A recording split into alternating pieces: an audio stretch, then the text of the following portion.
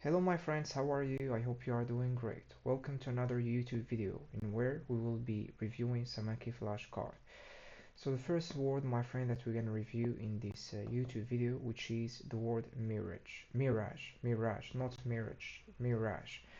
Now I'm going to start a conversation with my teacher to review this word as usual through crafting sentences, and to strengthen my understanding of this word we're gonna jump into a role play scenario that is an effective technique to unlock word into our memory. So let's jump into it. Hello teacher, how are you? I hope you are doing great. I would like to review some Anki flashcards. We're gonna start with the first word, which is Mirage. Mirage teacher, it is when we are traveling from a very far position. I don't know, I'm uncertain about my use of the word position, or from a very far point. I see that there is a burning fire, but once we reach this point, we see that it had disappeared. So it was just a mirage. Some sentences using the word mirage, for example, I can say that let's imagine that two persons who are lost on the desert, they have seen a mirage and they become hopeful because they thought that it is water and it will help them to survive. But to their amazement, or unfortunately, they were startled. I don't know whether I've used here the word startled correctly. To me, they were shockingly surprised that it was just a mirage. Another sentence using the word mirage to describe dreams, it will be used figuratively. I'll use the word mirage figuratively here in this sentence. For example, I can say that a lot of people, they set goals and they have dreams, but as they don't work intensely and excessively to achieve those dreams, they are like a mirage because they will never be something that is tangible, or they will never uh, fulfill those dreams. I think I haven't really used the word mirage here creatively. So what do you think about my use of it in the second sentence? So after you correct the mistake that I have committed while using the word mirage in these two sentences, the preceding sentences, we can jump into a role-play scenario to strengthen my understanding of this word. Hey Ismail, I'm doing great. Thanks for asking. Your explanation was quite clear. Now, let's fine tune a couple things. First, instead of far position, we'd say far off point or distant point. Also, startled often implies a sudden fright. In that context, astonished or dismayed fits better. As for your second sentence, the idea is fine. You could say these goals are illusory, like a mirage, when effort is lacking. Now, ready for the role play to keep that word fresh in your mind. Yeah, I'm ready, teacher, for role-play. Yeah, let's jump into it. All right, here's the scene. You're a traveler in a vast unknown landscape, and I'm a local guide you've just met. Your goal is to figure out whether something you saw, which might have been a mirage, was real or just an illusion. Start the conversation. Yeah, you can start first. It is really a great role-play scenario that will enable me to wave in the word mirage naturally into our conversation. I'm glad you're excited. So let's begin. You mentioned seeing something shimmering on the horizon. What did it look like? And do you think it might have just been a mirage? No, I think it is a mirage because here in the desert, rarely when we stumble upon water sources. So I'm sure that it is just a mirage, which is a shimmery thing that once you reach it, you will find that it had disappeared. I think it is caused by the brightness of the sun and the heat. What do you think about my use of the brightness of the sun? Is it used accurately in that context? Your use of brightness of the sun is perfectly natural. You could also say intense glare or scorching sunlight, an idiom that fits a trick of the light, when something deceptive appears because of light. Now guide me further. What do you want to do next as we explore? Yeah, I really would like to go toward this mirage just to make sure that it's not water because you know I think that mirage they appear that they are water, but this one I don't know that I'm extremely sure that it is a water source. All right, let's check it out together. But before we set off, let me tell you Many travelers see what they think is water, only to find it's just the desert playing tricks. Tell me as we walk, what makes you so certain it could be real this time? I think what makes me certain is I have already traveled into so many deserts, and I'm able to distinguish or discern between a mirage and the real water. So I'm skillful or I'm expert at at differentiating these two. But this one I think it is probably a water source, and you know our we need our water buffer is about to finish or to end. For that reason, we need to fill our bottle. For that reason, I think it is worth to go and check this mirage. And what do you think, teacher, about my use of the water buffer to mean like when we go to the desert, we need to have a water buffer to mean uh, some water that we must have in case we run out of water and will not die in the middle of the desert. Water buffer is understandable, but it's not commonly said that way. You could say water reserves or water supply. An idiom would be saving for a rainy day, though that's often metaphorical. Now, as we walk toward that shimmer, tell me if it turns out to be a mirage, what's our backup plan?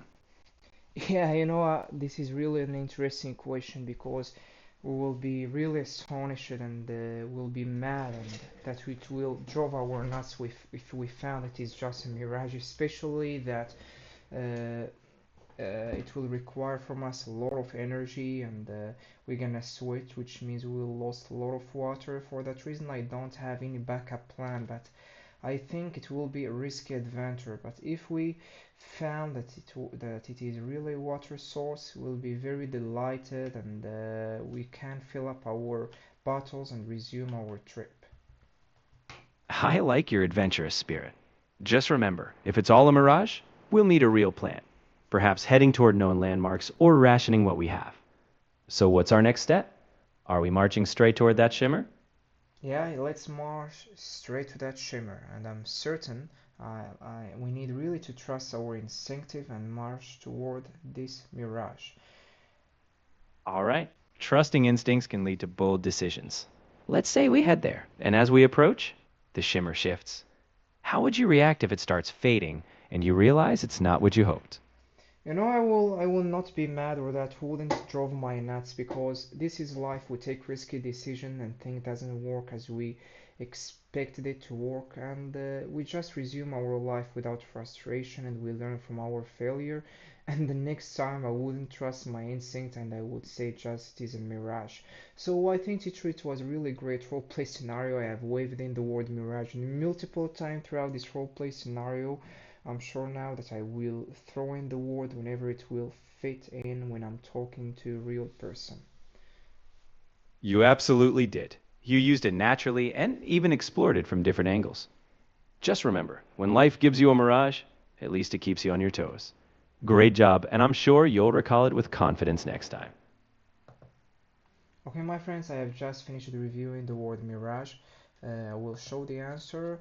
Here, my friend, a person who is marching toward a mirage because it resembles a water source, but unfortunately, once you're gonna reach it, you will realize that it had disappeared and shifted into another area.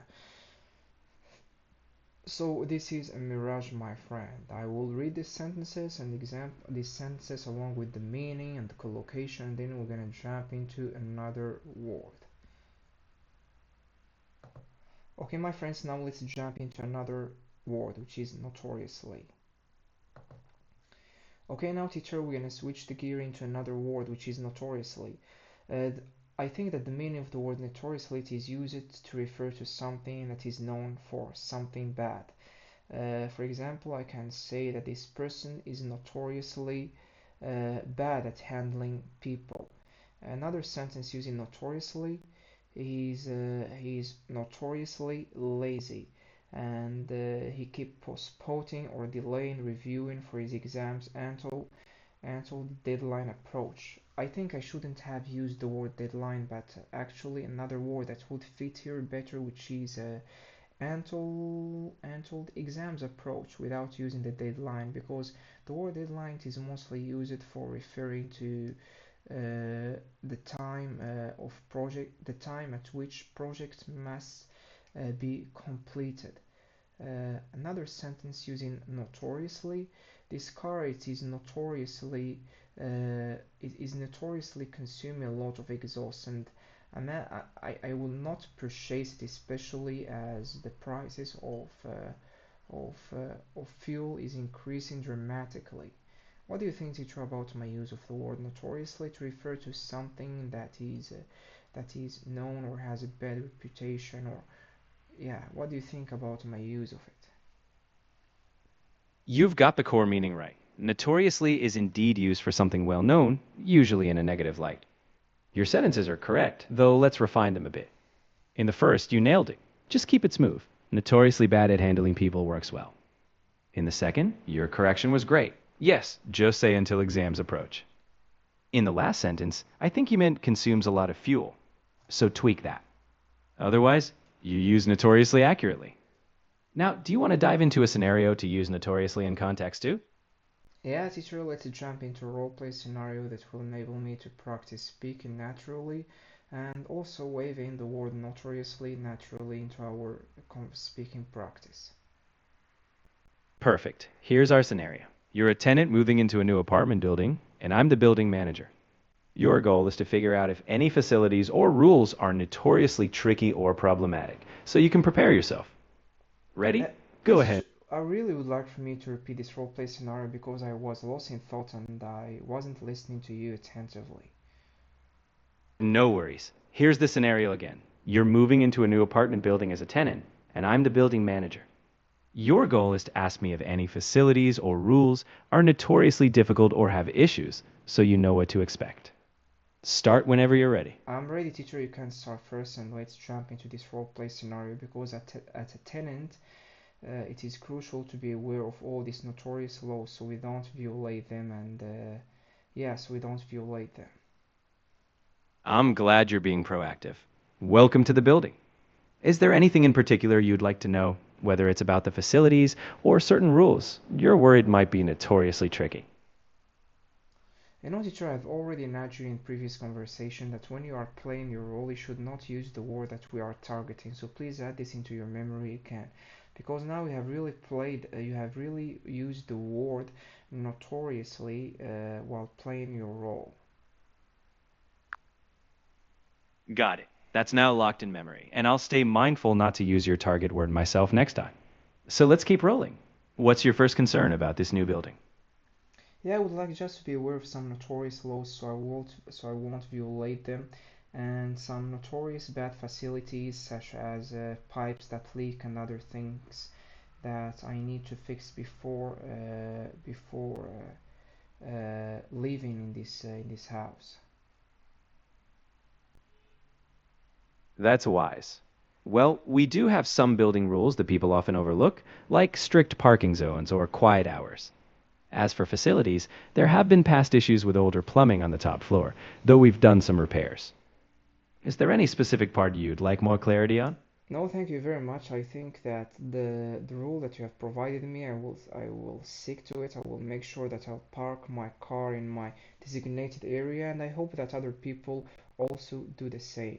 I have not. I'm very lucky and I'm grateful because my parking lot is located in an area where there is a lot of where there isn't a lot of pillars, and the majority of the of driving beginners, they prefer such spots, and I hope that no one will not park on my spot, especially as I'm a beginner and I'm not yet familiar on how to drive in this crowded areas, which is these parking lots where there is a lot of pillars.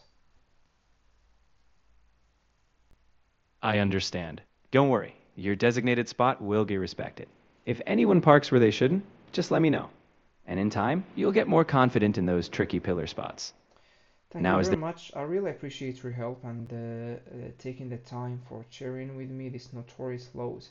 And I promise you that I will stick to them. Do you have any other laws that you would like to share with me that are critical and I should not violate? And please, what do you think about my use of the word violate to mean not seeking to rule or law? your use of violate is spot on. Violate. Yeah, teacher, I had been pronouncing this word. Uh, I have been mispronouncing this word all throughout our discussion, which is violate, not violate. So please, teacher, keep correcting my pronunciations. I absolutely will. And don't worry, you're refining it as we go. I'll always give you a nudge if a pronunciation needs a tweak. Now ready to confidently face both notorious rules and tricky pronunciations in the real world.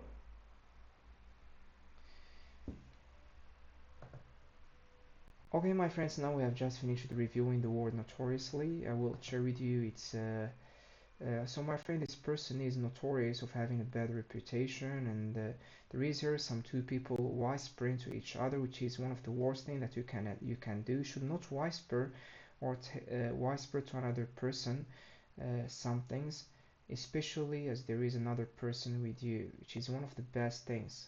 So I wanted just to mention that, even though it is not related to the word notoriously. So my friend, this person is notoriously having a bad reputation. The meaning in a way that is well known, especially for something bad. Here is some sentences. You can pause the video and read these sentences. Then we can jump into another word. Okay, my friends, now let's move into another word, which is inadequate. Uh, Inadequate, my friend, it means. But my friends, before jumping into this word, I would like to share with you a website. That enable me to hone my or to improve my pronunciation, and we will be using this website heavily in our Anki sessions review. uh, I'm sure that you will be interested in this website after I share with you how it does work. So here is it, my friend. I think that I have already shared with you or break down how this website is used and some of the advantages that you're going to extract from using this website. So my friend, let's imagine that you are using a word. It is a bit of a mouthful and it is very hard to pronounce it. All you have to do, my friend, some of the greatest thing about this website is that it is user friendly and it is not tricky in terms of using it. And my friend, what I've understand from a book which is called Hooked is if you would like to make your app stand out from the other, is you need to make this app user friendly and not complicated or clogged with features or with things that will not be used from the user. So my friend, all you have to do is just to to type into this search field the word that you find it very hard to pronounce. Inadequate. This is the word that we are currently reviewing. And here, my friend, you have a bunch or a myriad of accent that you can pick.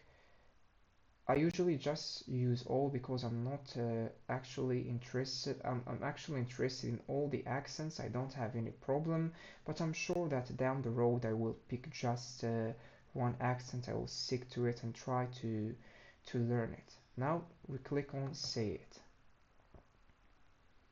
Combine that with inadequate prenatal care and childhood nutrition.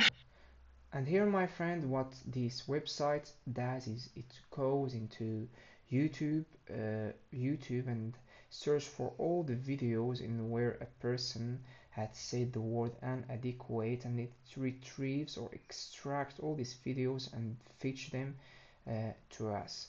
And like that, my friend, we have all now the videos in where the word inadequate had been used.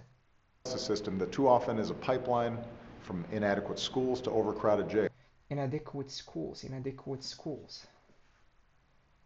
Possible in the next several decades. For example, struggling with gridlock and aging and inadequate public transit. Inadequate. And like that, my friend, you can keep repeat the word after the person, inadequate. A new feature that they have just added into the website is you can try whether you are pronouncing the word accurately. So let's try this new feature. I think it is very interesting. Inadequate.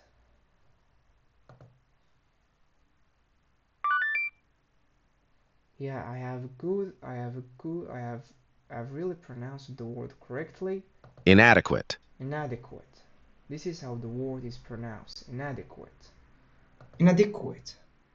Inadequate. You know, my friend, this feature is really great. This is the first time I experimented. It really worth trying it, my friend. Inadequate. Inadequate. Let's try again. Inadequate. Yeah, you know, my friends, you might have noticed that my score is increasing after every trial, and I'm sure that in the third trial it will reach 90%, and that will be adequate or sufficient, which is the antonym of the word inadequate. Inadequate. Inadequate. Inadequate. 82%. Let's try again. Inadequate. Inadequate. 86. So that is sufficient or adequate for this word. Let's move into another video. New laws to combat this problem are widely considered inadequate. While they Inadequate. Great, my friend. You know, we are very lucky because we are living in an era where everything you know, we have a huge or a myriad or a bunch of resources to learn languages or whatever we want. All we have to do is just to remain patient and to stick to the process. That's it. Thank you very much for listening to this video, and see you again in another one.